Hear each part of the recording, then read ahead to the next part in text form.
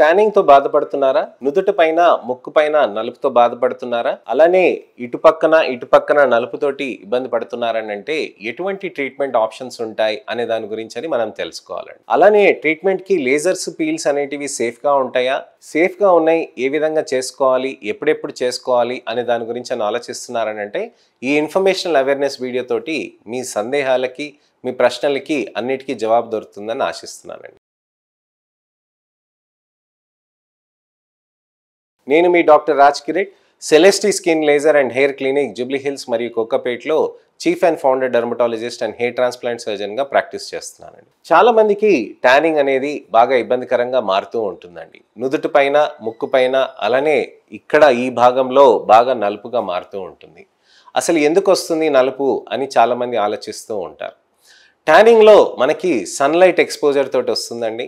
Sunlight అనేది సూర్యుడు వెళ్తురండి, మీరు ఎండకి వెళ్తున్నారని కాదండి.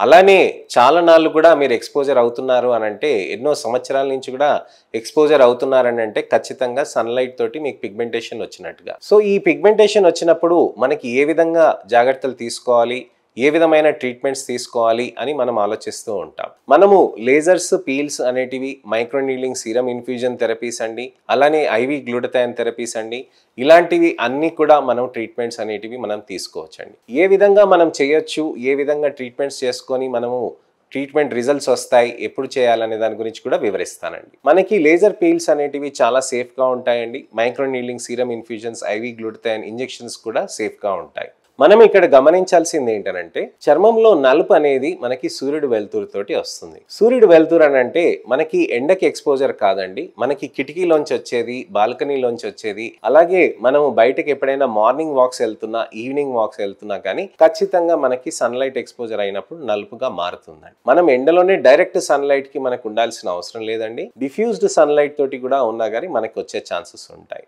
ఎంతోమంది చెప్తారు, సార్ నేను ఉదయం ఆఫీస్కి వెళ్ళానంటే మొత్తం క్లోజ్డ్ రూమ్స్ ఉంటాయి సార్, అసలు నేను సన్లైట్కి ఎక్స్పోజర్ కాను, నేను బయటికి హార్డ్లీ 10-15 మినిట్స్ మాత్రమే నేను ఎక్స్పోజ్ అవుతాను సార్, నేను అంతకంటే లేదు, చిన్నప్పుడు నేను క్రికెట్ ఆడింది లేదు, నేను ఎండలో ఆడింది లేదు, ఇప్పుడు ఎందుకు నలుపు అవుతున్నాను అని అంటారు. మనం గమనించాల్సింది ఏంటంటే, ఇలా కంట్రోల్డ్ కండిషన్స్లో ఉన్నప్పుడు కూడా మనకి సన్లైట్ ఎక్స్పోజర్ అవ్వటంతో సడన్గా కూడా మనకి నలుపు అనేది పెరిగే ఛాన్సెస్ ఉంటాయి. అలానే కొంతమందికి ఇమీడియట్ ట్యానర్స్ అని అంటారు. ఇమీడియట్గా ఒక 5 మినిట్స్ 10 మినిట్స్ ఎండల్లో ఉండగానే ఇమీడియట్గా నలుపుగా మారిపోయే వాళ్ళు కూడా ఉంటారనమాట. ఇలా ఇతరత్ర వేరియేషన్స్ అనేటివి ఉంటాయి. మన చర్మం అనేది అందరికీ చర్మం ఉన్నట్టుగా ఉండదు కదండి. మన కండరాలు, ఎముకలు, మన హైట్ కానీ, మన ఫేస్ ఫీచర్స్ కానీ ఇతరులకి మనకి ఎగ్జాక్ట్లీ ఉండవు కదండి. అలానే చర్మంలో కూడా వేరియేషన్స్ ఉంటాయి. మరి ఈ ట్యానింగ్ ఎలా వస్తుంది చర్మం లోపల అని అంటే, మనకి చర్మ కణాలకి అల్ట్రావైలెట్ రేడియేషన్ తగిలినప్పుడు, దాంట్లో ఏ వేవ్ లెంత్ కానీ బి వేవ్ లెంత్ ఎక్కువగా తగిలినప్పుడు పిగ్మెంటేషన్ అనేది ఛాన్సెస్ ఎక్కువగా ఉంటాయి. A wavelength B wavelength తగిలినప్పుడు మనకి చర్మంలో ట్యానింగ్ అనేది బాగా మారుతూ ఉంటుంది. ఎలా వస్తుంది? నల్ల కణాలు అనేటివి నలుపుని ప్రొడక్షన్ చేస్తుంది, మెలనిన్ని. ఈ మెలనిన్ని ప్రొడక్షన్ చేయటంతో చర్మంలో అక్కడ నలుపు అనేది పేరుకుపోవటంతో మనకి పిగ్మెంటేషన్ అనేది విపరీతంగా మారుతూ ఉంటుంది. ఈ మెలనిన్ ఏం చేస్తుంది? అల్ట్రావైలెట్ రేడియేషన్ని అబ్జర్వ్ చేసుకొని ఆక్సిడైజ్డ్ అయిపోయి డీగ్రేడ్ అయిపోవాలన్నమాట. కానీ డీగ్రేడ్ అవ్వకుండా అక్కడే నిలబడి ఉంటే దాన్ని పిగ్మెంటేషన్గా పరిగణించాలన్నమాట. అలాంటప్పుడు మనం ఏం చేయాలి అని అంటే, లేజర్ ట్రీట్మెంట్స్ అనేటివి మనం చేయాల్సిన అవసరం ఉంటుంది. లేజర్ ట్రీట్మెంట్స్ అనేటివి మనం చేసుకుంటూ మంచిగా మనము సన్ స్క్రీన్, దాంతోపాటు ఇతరత్ర ఇన్ఫ్యూజన్స్ అవి కూడా చేసుకుంటూ ఉంటే బాగుంటుంది అనమాట. లేజర్స్ ఎలా చేస్తారు డాక్టర్ గారు? మా చర్మానికి ఇలా డ్యామేజ్ అయిపోతుందా, ఏ విధంగా అయిపోతుంది, ఎలా ఉంటుంది అని చాలా మంది ఆలోచిస్తూ ఉంటారు. చర్మంలో మనకి లేజర్ అనేది ఇలా చేసినప్పుడు ఇన్విజిబుల్ లేజర్ వేవ్ లెంత్ తోటి మనం చేస్తామండి. మనకి కంటికి కనిపించదు, అది చర్మం పైన ఉన్న కణాలని ఎటువంటి డిస్టర్బెన్స్ చేయదు అనమాట. లేజర్ అనేది చాలా స్పెసిఫిక్గా మనకి చర్మం లోపలికి వెళ్ళి కేవలం నలుపుని మాత్రమే టార్గెట్ చేస్తుంది అనమాట. మన చర్మ కణాలని డిస్టర్బ్ చేయటం కానీ, కొల్లాజన్ని కానీ డిస్టర్బ్ చేయటం కానీ అలా చేయదు అనమాట. కొల్లాజన్ని ఇన్ఫాక్ట్ స్టిమ్యులేషన్ అనేది బాగా చేస్తూ ఉంటుంది చర్మం. అలా చేయటంతో మనకి చర్మానికి ఇంకా బెనిఫిట్ కూడా అవుతూ ఉంటుంది అనమాట. నలుపు కరుగుతుంది, కొల్లాజన్ అనేది రీజువనేట్ అవుతుందండి.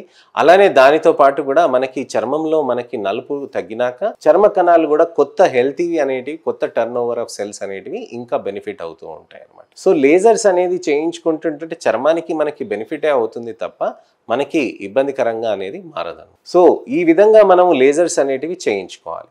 లేజర్స్ ఎప్పుడెప్పుడు చేయించుకోవాలి డాక్టర్ గారు అని అడుగుతూ ఉంటారు. లేజర్స్ అనేటివి నెలకు ఒకసారి మనం చేయించుకోవచ్చండి.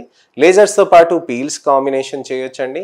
అలానే మనకి లేజర్స్తో పాటు మనం ఐవీ గ్లూటథయాన్ ఇవి కూడా కాంబినేషన్స్ తోటి మనం చేయొచ్చండి. సో ఐవీ గ్లూటథయాన్ కాంబినేషన్స్ అనేటివి మనం చేయటం తోటి కూడా చర్మంలో బెనిఫిట్ అనేది ఎక్కువగా వస్తూ ఉంటుంది. చర్మంలో మనకి ఐవీ గ్లూటథయాన్ అనేది మనకి బెనిఫిట్ ఉన్నది, దానికి మనం ట్రీట్మెంట్స్ అనేటివి చేసుకుంటూ దాంతో పాటు మనకి lasers peels combination, micro needle serum infusions, అలానే హైడ్రోఫేషియల్ థెరపీస్ కూడా మనం చేసుకోవచ్చు అనమాట.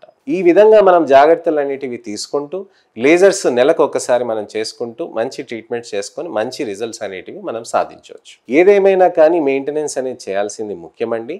అలానే లేజర్స్ చేసినాక మనకి రిజల్ట్స్ వచ్చిన దానికి మనం మెయింటైన్ చేసుకోవాల్సిన అవసరం ఉంటుంది.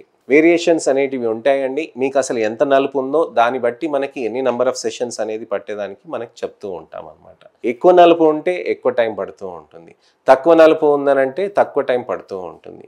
తక్కువ టైం అని అంటే కొన్ని వారాల్లో కాదండి, కొన్ని నెలల్లో కాదు, కొద్దిగా ఎక్కువ టైమే పట్టొచ్చు అనమాట. సో మనకి సమయము తర్వాత ఏ విధంగా చేయాలి అనే దాని గురించని మీరు మా దగ్గరకు వస్తే దానికి తగ్గట్టుగా మీకు తెలుస్తుంది ఇక్కడ ఎంతమంది డాక్టర్స్ మీకోసం కష్టపడుతున్నారని, దానికి ఏ విధంగా ట్రీట్మెంట్స్ అనేది చేస్తున్నారనే దానికి మనకు తెలుస్తుంది అనమాట. ఇప్పుడు మనకి ఎటువంటివైనా సందేహాలు ఉన్నా తప్పకుండా మీరు కామెంట్ సెక్షన్లో పెట్టండి. అలానే మీకు ఎటువంటివి అయినా కానీ మీకు డౌట్స్ అపోహలు ఉన్నా కానీ తప్పకుండా మీరు దీంట్లోకి పెడితే నాకు సమయం కుదిరినప్పుడు టెక్స్ట్ రిప్లై కానీ వీడియో రిప్లై కానీ నేను చేస్తానండి. అలానే మీకు ఈ వీడియో నచ్చినట్టయితే లైక్ చేసి దయచేసి అందరికీ షేర్ చేయండి. నా ఈ ఇన్ఫర్మేషనల్ అవేర్నెస్ క్యాంపెయిన్లో మీరు కూడా పాల్పంచుకుంటే నేను ఎంతో హ్యాపీగా ఉంటానండి. నా ఛానల్ని సబ్స్క్రైబ్ చేసుకొని నోటిఫికేషన్ బటన్ నొక్కండి. మీకు సమయం కుదిరినప్పుడు వెంట్రుకల గురించి, జుట్టు గురించి, మాడు గురించి అని అలానే చర్మ రక్షణ గురించి మీరు తెలుసుకోవాలనంటే నా ఛానల్కి తప్పకుండా వచ్చి మీరు ఆ ఛానల్లో పాత వీడియోస్ని ఎక్స్ప్లోర్ చేస్తే మీకు మంచి ఇన్ఫర్మేషన్ అనేది దొరుకుతుందండి. నెక్స్ట్ ఇన్ఫర్మేషనల్ అవేర్నెస్ వీడియోతోటి మళ్ళీ నేను మీ ముందుకు వస్తానండి. నేను మీ doctor Raj Kireet, Celestee skin laser and hair clinic Jubilee Hills మరియు కోకాపేట్లో chief and founder dermatologist and hair transplant సర్జన్గా ప్రాక్టీస్ చేస్తున్నానండి. నమస్తే.